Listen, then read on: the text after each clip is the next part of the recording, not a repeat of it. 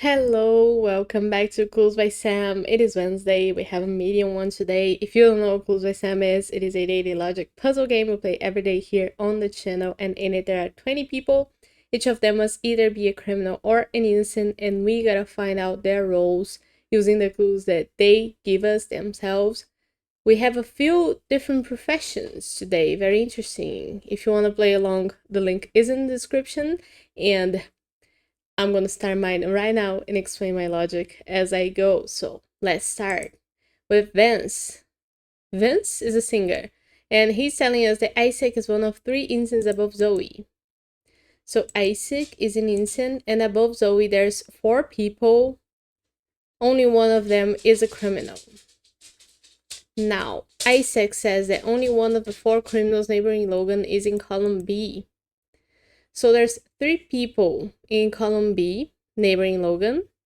Only one of them is a criminal, and that leaves Helen, Nick, Tina, and Kita to have 3 more criminals among them.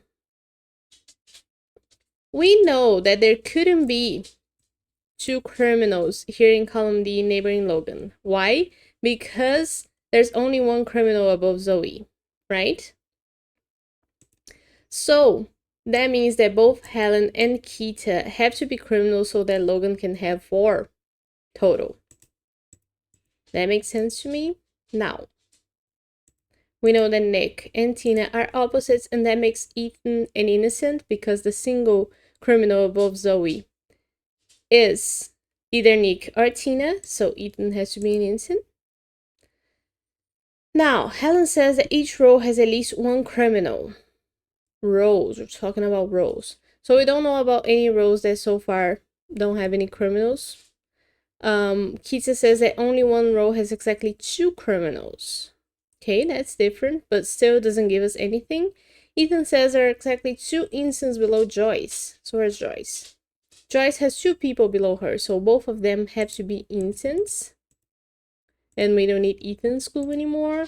Now Olga says that column B is the only column with 3 incenses. So since we know there's 3 incenses above Zoe and Zoe is not in column B, then that makes her an incense because column D couldn't have 3 incenses only. Now, what other columns are we talking about? Since we know that there's 2 incenses neighboring Logan here in column B and 1 criminal, let's say that the incenses are Karen and Gabe, and Pam is a criminal. Now, how many incenses are there in column B? 3. And we know that 3 is the total for that column, so that makes Betsy a criminal. And we don't get a new clue. Did we know something about rows? Each row has at least 1 criminal, so we know that row 5 needs a criminal, and there's only Xavier left, so he has to be a criminal. Now, we know that row 5 is not the row with 2 criminals. We don't need Vance's clue. Xavier says that 2 of Karen's neighbors in row 4 are innocents. So Karen has 1 more neighbor in row 4, and so far she only has 1 innocent, so the last neighbor has to be the second innocent. We don't need Xavier's clue anymore. Pam says there's an odd number of criminals neighboring Joyce. So Joyce has 1 criminal neighbor here that she shares with Logan, who is either Gabe or Karen, and that's 1. 1 is an odd number. She only has 1 more neighbor beyond that, that's Floyd. If Floyd were to be a criminal, we would have 2 criminals neighboring Joyce total, and that's an even number, so Floyd can't be a criminal. Now Floyd says that only 1 person in a corner has an innocent directly to the left of them.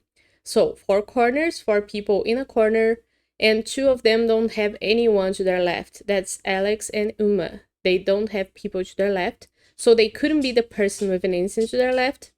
Now we have Zoe in a corner, and she already has a criminal to her left. So Ethan has to have Chase as an innocent. And we don't need Floyd's clue anymore. Chase says there's an equal number of criminals in rows 1 and 5, so there's only 1 criminal in row 1, and that makes Alex an innocent. We don't need Chase's clue anymore. Alex says there are more incense in row 1 than row 4.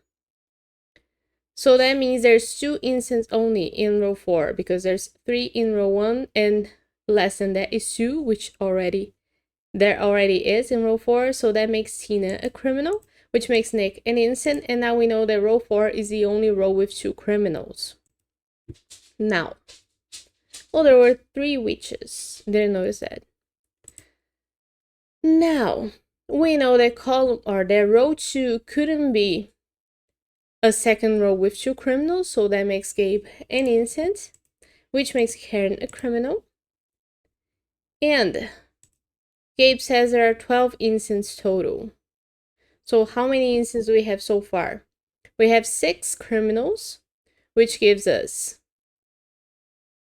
14 innocents among 20 people. So Joyce and Logan couldn't be innocents because there's 12 innocents. So that has to make Logan and Joyce both criminals. And we are done in 527. I like it. Half of the people have a perfect solve. That makes sense. I think it was a fairly easy median and very enjoyable. I like when we have different professions, especially astronauts. And I'll leave this here for today. Hope you enjoyed the video. See you tomorrow for more Clues by Sam. Bye bye.